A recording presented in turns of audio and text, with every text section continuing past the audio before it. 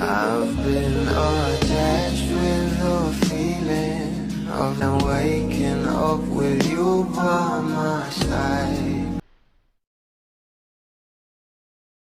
Kaliwat kanan na nga talaga ang bawat projects at endorsement ng ating Bel Mariano na kung saan ay talagang nagiging ambassadress pa nga siya dito.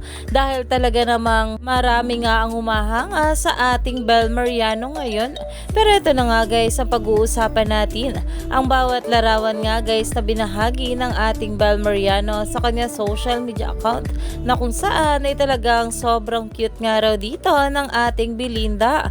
At bilang ate ay talagang sobrang mapagmahal nga ito.